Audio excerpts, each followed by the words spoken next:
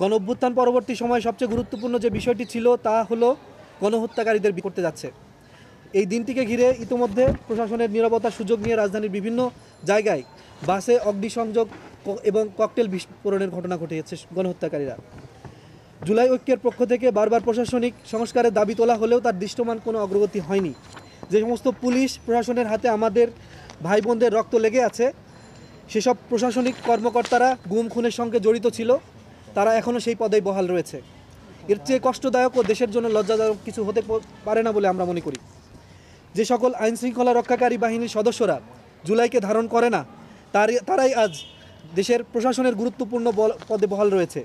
সেই সুযোগ নিয়ে সারা দেশে নৈরাজ্য করে যাচ্ছে আওয়ামী লীগের সন্ত্রাসীরা।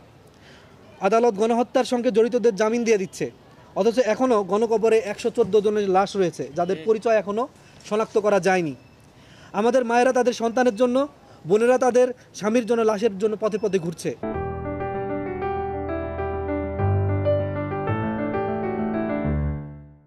আমরা লক্ষ্য করেছি যে বৈষম্যের বিরুদ্ধে আমাদের লড়াই ছিল, সেই বৈষম্যের বিরুদ্ধে এখনও শিক্ষকরা রাস্তায় পুলিশের হামলার শিকার হচ্ছে। জুলাই সনদ নিয়ে রাজনৈতিক দল এবং সরকারের মুখোমুখি অবস্থান রয়েছে।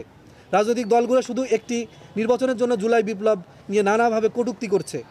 সরকার প্রাথমিকভাবে ব্যর্থ হয়ে রাজনৈতিক দলগুলোকে আলোচনার মাধ্যমে 7 দিনের জন্য সময় বেঁধে দিলেও জুলাই সনদ বাস্তবায়নের কোনো সিদ্ধান্ত আসেনি। জুলাই ঐক্যের স্পষ্ট বক্তব্য, আগামী জাতীয় নির্বাচন হতে হবে জুলাই সনদের ভিত্তিতে।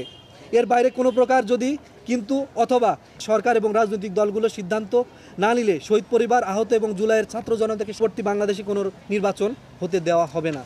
আমরা লক্ষ্য করেছি পঞ্চগড় এবং কুড়িগ্রাম সহ বেশ কিছু জায়গায় সীমান্তের কাছে ভারত 3টি সেনাঘাঁটি ও স্টেশন তৈরি করেছে। এমনকি সীমান্তের 1 কিলোমিটারের মধ্যে সেনাঘাঁটি ও সেনা স্টেশন তৈরি করেছে ভারত, যা বাংলাদেশের সার্বিক নিরাপত্তার জন্য হুমকি বলে আমরা মনে করি। অবিলম্বে সরকারের এই সমস্ত বিষয় স্পষ্ট করতে হবে।